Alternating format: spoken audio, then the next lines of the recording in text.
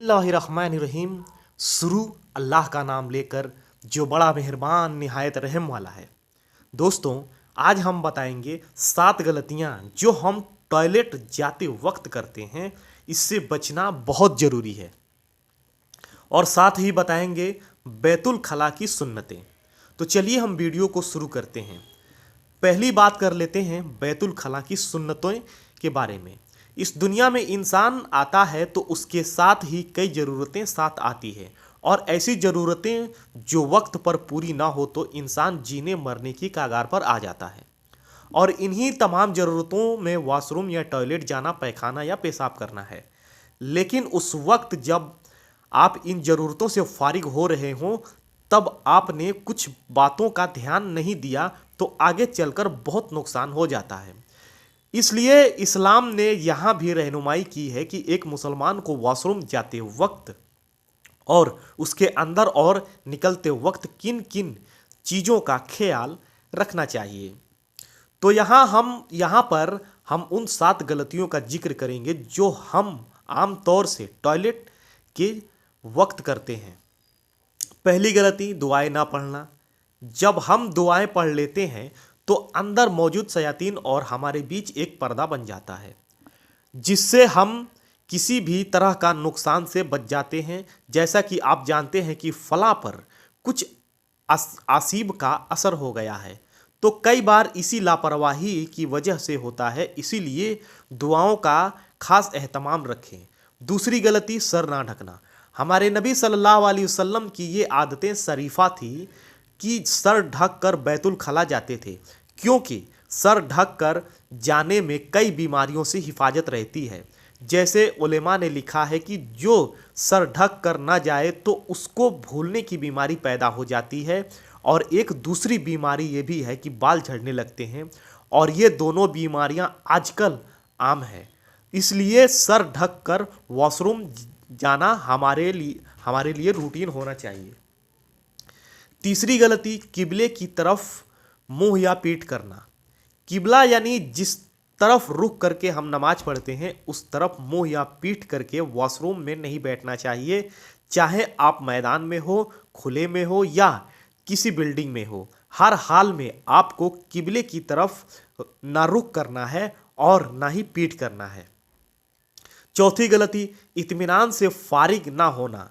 आम तौर से नौजवानों में एक मसला ये होता है कि जिस और पेट पहने होते हैं, यानी जीन्स की पैंट पहने होते हैं, यानी जीन्स और पैंट पहने होते हैं, जिससे इस्तिंजा करते वक्त ठीक से बैठ नहीं पाते और जल्दी से उठ खड़े होते हैं। हालांकि जब तक ये इत्मीनान हासिल ना हो जाए कि एक भी कतरा नहीं बचा, उस वक्त तक रुके रहना चाहिए और फिर पानी का इस्तेमाल करके बाहर निकालना चाहिए। दोस्तों, पांचवी गलती, गुस्लखाने में पेशाब करना। जिस जगह हम नहाते हैं उस जगह हमको पेशाब नहीं करना चाहिए। नबी पाक सल्लल्लाहु अलैहि वसल्लम का हदीस है कि ऐसा करने से वसवसे की बीमारी पैदा हो जाती है, इसलिए इससे बचना चाहिए।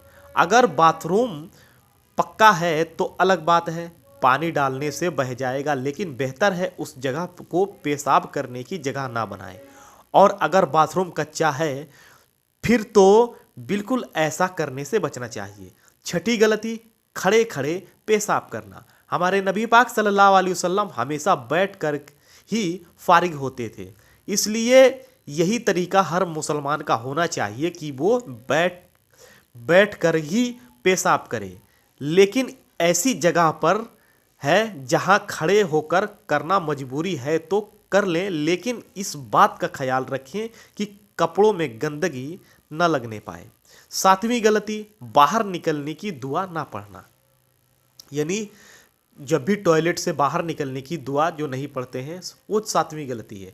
जिस तरह हम अंदर जाते वक्त दुआ पढ़ते हैं, उसी तरह बाहर निकलते वक्त भी दुआ पढ़ना चाहिए, क्योंकि इस दुआ में अल्लाह का शुक्र और आफियत भी है।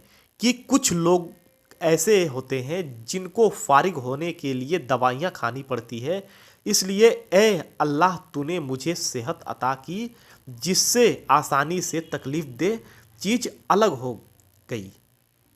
दोस्तों वीडियो में बने रहिएगा। अब हम बात कर लेते हैं बैतुल खला में जाने और निकलने की दुआ के बारे में। दोस्तों पहले बात कर लेते हैं बैतुल खला जाने और बाहर निकलने की दुआ के बारे में। दोस्तों दाखिल होते वक्त पहले अपना बायां पैर दाखिल करें और ये दुआ पढ़ें, अल्लाहुम्मा इन्नी आउज़बिका मिनल खुबसी वल खबाइस, जैसे स्क्रीन पर नज़र आ रही हो। इसका तर्जुमा हिंदी में इस तरह है स्क्रीन पर, ए अल्लाह मैं तुझसे तमाम शयातीन से पनाह मांगता हूँ, मर्द हो या औरत।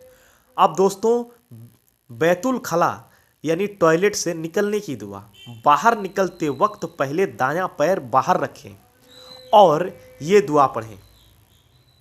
तो ये रही स्क्रीन पर बाहर निकलने की दुआ, अल्हम्दुलिल्लाहिल्लजी अजहबा अनानिल अजा व अफ़ानी।